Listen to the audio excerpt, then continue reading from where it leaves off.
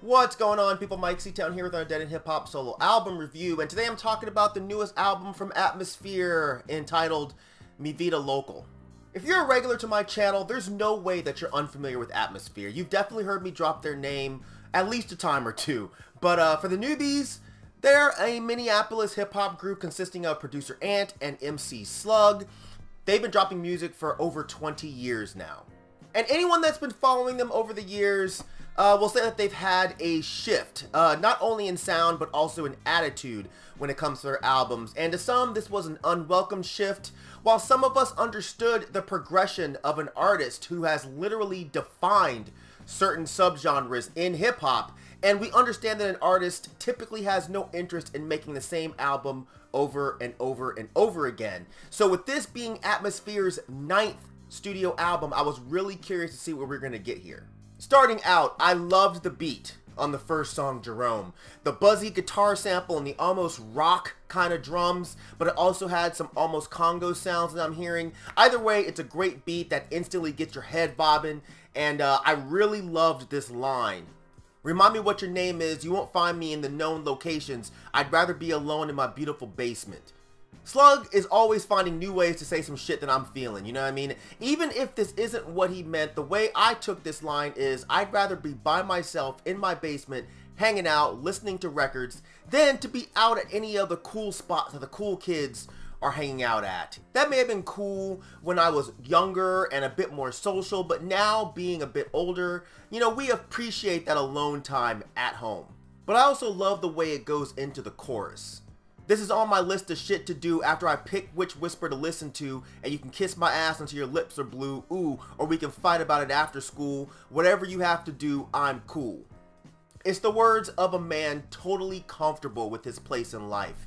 And the line about graffiti bridges being all tags and stickers, it just feels like a sentiment on getting older, you know, falling out of cool and coming to terms with it.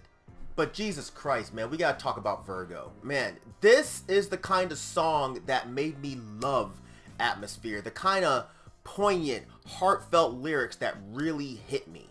Put your oxygen mask on before you offer me help. I've got receipts made of scar tissue.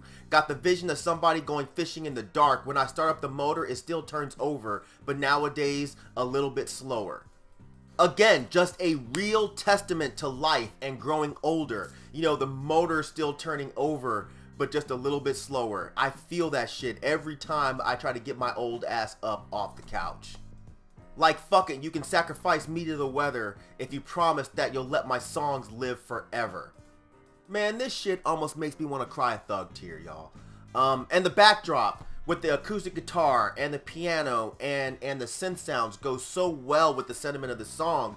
You know, the lyrics feel fragile while also feeling triumphant, you know, because he's recognizing his mortality but also accepting it and saying fuck it, you know, it is what it is. And the production drives that point home. It's fragile but still layered and detailed.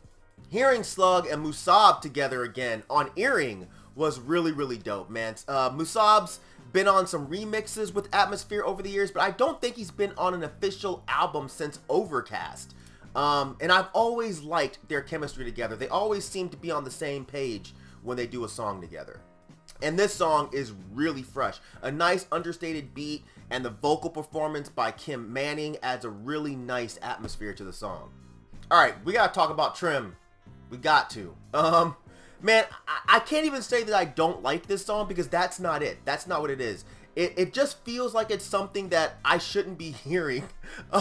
Hearing Slug talking about getting it in with his wife is one part cute and funny and sentimental, but it's also one part slightly uncomfortable. It starts off really sweet where he's talking about being in love with his wife and falling asleep on the couch with her. And then it gets to the part where he's pushing her drawers around her knees, and then it feels like I just walked in on my parents fucking. And I don't know, man, when it comes to certain artists, I get very visual, you know, and Slug is definitely one of those guys. So it just feels wrong because I feel like I'm seeing everything that he's saying. And this song is totally hilarious. It's totally relatable. You know, watching your girl get undressed and thinking about how you love to get some head, but you say this shit out loud and she hears you, and next thing you know, your ass is stuck on the couch watching TV. We've all been through that. But yeah, I don't know, man. Slug has always been so incredibly honest in his music. So a song like this, it's not surprising, but I don't know what it is, man. It's the only song where I kind of feel weird returning to. I feel like I'm reading somebody's journal that I absolutely should not be reading. But the shit is so goddamn funny that you kind of want to keep reading. I really loved Miho. It has this nice mellow beat, nice drums, some really cool swells, a piano sample, and the sound effects that were added to the chorus was a really nice touch. And this plays like a letter to his son about the birth of his son, a song that I'm sure every father can relate to. You know, I'm not a parent, but I still get it. You know, Slug is clearly embracing the whole dad rap thing here, and he does it really well, man. He goes through the motions of talking about just how much he loves his son and how so many of the things that he does are for him. And then he goes on to just give some life lessons. You know, I love the part about how he doesn't want his son to be the bullet that his ex dodged. I thought that was really funny. But I also really liked this line. I built a whole kingdom out of styrofoam, and you can have it when I'm gone. My probably incorrect interpretation of this is how styrofoam isn't the strongest material in the world. You can break it apart fairly easily, but it serves its purpose. You know, you pack things with it, and more times than not, your items will arrive undamaged. And I'm thinking the same thing goes for kids. You know, the life Slug's built, it isn't perfect, but it served its purpose. It got everyone through, and with any luck, his kids will arrive at the end of their lives undamaged, and the same sentiment will be passed on to his grandkids. It's a dope line. I may be wrong in the interpretation of it, but, you know, what are you gonna do? So when I first listened to this album, I didn't look at the track listing. And when it got to the track Randy Mosh, I was like, oh shit, is that I Self Divine on the chorus? His voice is very recognizable for anyone that was a fan of his solo work or the stuff he did with Micronauts. And he sounds great here. I was happy to see that he got a verse as well as the chorus.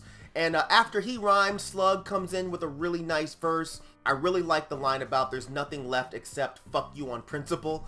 But after that, I heard another voice that I haven't heard in a little while, and that's Mr. Gene Pool, aka Swift. So at this point, it's obvious to me that I'm gonna get another Musab verse to round this out, being a Dino Spectrum reunion. And I was right, and it was dope. It was something that I really didn't expect at all, but I loved it.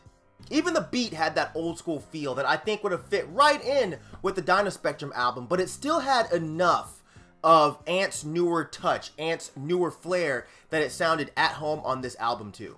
I don't want to talk about this album all day, so I'll say that I thought it was a great listen. I think it's a weird feeling when one of your favorite rap groups is still making albums so late in the game. It's almost like watching your favorite sports team play ball, and you're just tense the whole time, hoping that they don't lose. And I definitely think this was a win. It's a cohesive listen while also having a diverse sound to it. You have these buzzed out synths next to these really delicate guitars, and it's amazing that Ant is still producing such fresh sounds this late in his career. And I love the stance that Slug takes with the lyrics. He's not worried about wowing you with dizzying double time or super intricate flows. He's delivering the word to you clear and concise. You know, it feels like sitting down with that old homie who's been through some shit, but he's totally gotten his life to a point of contentment, and he just wants to tell you all about it. And I'm definitely here to listen. At this point, Atmosphere has nothing to prove to anyone. Not the rap game, not people in general. Instead of spending time proving why they belong here, they're reflecting on the time that they've spent here and leaving gems for other people to learn and grow from. And I appreciate that. You know, as someone who feels like they've grown up with Slug and Ant throughout the years, an album like this makes me really happy. You know, a rap album that's reflecting on life and being old without sounding like some old men just talking about old shit.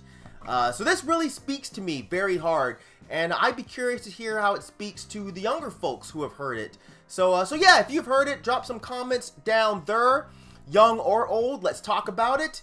And as usual, thank you for living, thank you for loving, thank you for being you, and I'll see you guys next time. All right, peace out, boy.